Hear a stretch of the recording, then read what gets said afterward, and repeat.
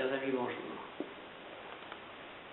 Divrei Torah sur la paracha de Tetzavé.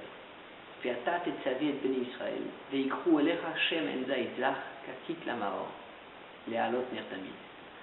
Tu devras prendre l'ordre qu'Hachem donne à Moshe.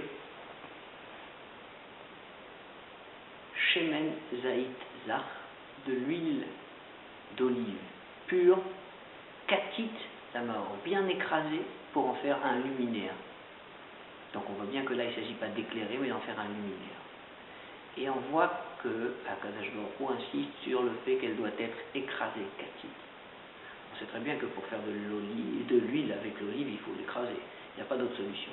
Et la Torah insiste sur le fait qu'il faut l'écraser. Comme vous le savez, la Torah ne donne pas un mot pour rien. Si elle l'a dit, c'est qu'il y a un enseignement.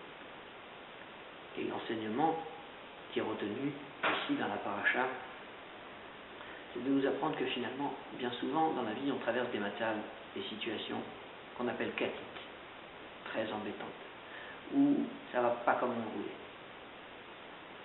Alors, quand on fait ça dans le sens où on veut introduire Hachem, où on veut qu'Hachem pénètre nos affaires, pénètre notre vie au quotidien, alors le katit, il est la mort. Le katit, il finit par devenir un luminaire.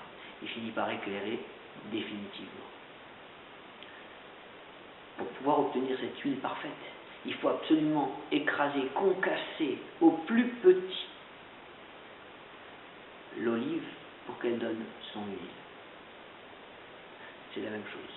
Akadosh Baruch Hu, à notre période, qu'on peut appeler difficile parfois, effectivement, même si on a quand même quelques facilités, on voit bien qu'Akadosh Baruch Hu est toujours gentil avec ses enfants, on peut quand même appeler difficile parce qu'il y a certaines situations qui sont difficiles. Si pour l'objectif d'éclairer, alors on est dans le bon chemin. Pour conclure, Akadosh Baruch Hu a donné l'ordre à Moshe avec un enseignement précis, que pour obtenir une belle lumière, qui ne devient pas une lumière qui éclaire, mais qui devient un luminaire, ce qui permet d'être encore plus fort qu'une lumière, il faut absolument passer par katit, par cette période difficile.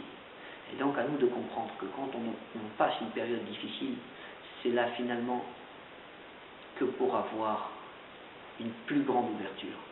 Alors Dieu fasse qu'on s'approche le plus rapidement possible de l'ouverture et qu'on passe de l'obscurité à la lumière dans toutes les bénédictions qu'on a besoin matériellement et spirituellement, et qu'on puisse comme ça passer par la santé, la réussite matérielle et spirituelle, et avant tout faire venir Mashiach Tzidkenu très bientôt, par le fait qu'on aura fait rendu des luminaires tout ce qui est autour de nous. Amen.